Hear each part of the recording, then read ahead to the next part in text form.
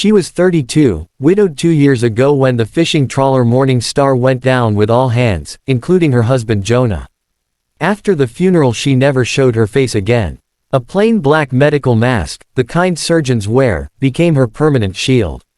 She wore it to the market, to church, even when she walked alone on the cliff path at dusk. The children called her, the ghost bride.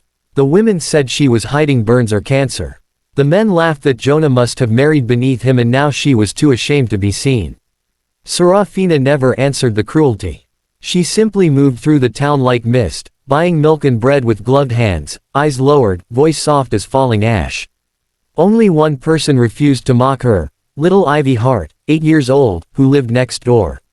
Ivy would leave daisies on Serafina's porch and small crayon drawings that always said the same thing. "You are beautiful inside." One December evening, the sky cracked open with storm. The church was holding its annual Christmas pageant, and Ivy had been chosen to play the angel Gabriel. At the last minute her mother fell ill, and there was no one to take her. Ivy stood on Serafina's doorstep soaked and crying, wings made of coat hangers and tinsel drooping. "Please," Ivy begged. "Mama said you used to sing like heaven. Will you come? Just this once?" Serafina hesitated longer than anyone would ever know. Then she nodded. She put on her long black coat, pulled the mask a little tighter, and walked with Ivy through the howling wind to St. Mary's. The church was packed. Every seat taken, every cruel tongue ready. When Ivy stepped onto the tiny stage in her homemade wings, the congregation smiled indulgently. When Serafina followed and sat at the old piano no one had touched in years, the smiles froze. Whispers rippled like poison. The priest began the nativity reading. The children stumbled through their lines. Then came the moment for the angel's song. Ivy looked terrified. She had forgotten the first line. Serafina's gloved fingers settled on the keys. She began to play, not the simple children's version everyone expected, but something older, deeper, aching with sorrow and light. The notes rose like incense. And then she sang. The voice that came from behind the mask was not human. It was starlight poured into sound. Pure, impossible, heartbreaking. It filled the rafters, slipped through stained glass, wrapped around every heart in the room and squeezed until breathing hurt. People forgot to blink. Mothers clutched their children. Old men who had not cried since childhood felt tears freeze on their cheeks. Ivy, trembling with wonder, found her lines and lifted her small voice to join. But no one heard the child. They only heard the woman no one had ever truly heard before. When the last note faded, the church was so silent you could hear snow hitting the windows. Serafina stood. She walked to the center of the stage, in front of the crude wooden manger where a plastic baby Jesus lay. Slowly, deliberately, she reached up and untied the mask. The gasp that tore through the church was a living thing.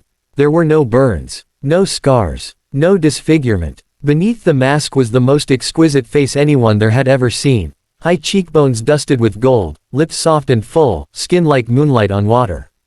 And eyes, large, luminous, the color of storm-lit amethyst, eyes that had seen too much sorrow for 32 years.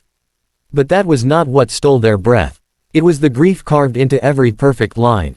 It was the unbearable beauty that had once made fishermen weep just to look at her, beauty so bright it felt like a wound. Jonah Vale had not married beneath him. He had married a woman so beautiful the world could not bear to share her. And when he died, she had hidden that face because every glance in the mirror, every stranger's stare, reminded her that the man who had loved her enough to look past the perfection and see her soul was gone forever. She had worn the mask not to hide ugliness, but to protect the town from the agony of witnessing beauty that now belonged only to a dead man. Serafina spoke for the first time that night without the muffling cloth. "I wore this," she said, voice still trembling with music, "so you would not have to look at what he lost. So you would not have to remember that the sea took the only person who ever saw me and still chose to stay." She let the mask fall from her fingers. Then she knelt beside Ivy, kissed the child's forehead, and walked out into the storm. No one followed. No one dared. The next morning, the mask was found nailed to the church door with a single white rose.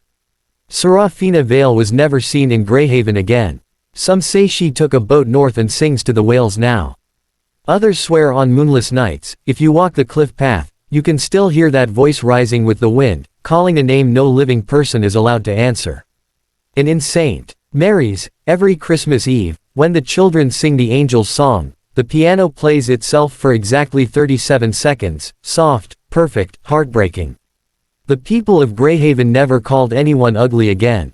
They had learned, in the cruelest and most beautiful way possible, that sometimes the greatest mercy a person can offer the world is to hide a face too lovely for a heart already broken. Thank you for watching this story till the end. Sparkles. If it touched your heart, please support us. Thumbs up, give it a like. Speech balloon, share your thoughts in the comments.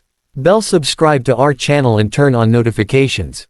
Your support helps us create more stories that inspire and make you believe in miracles. Your participation means a lot to us.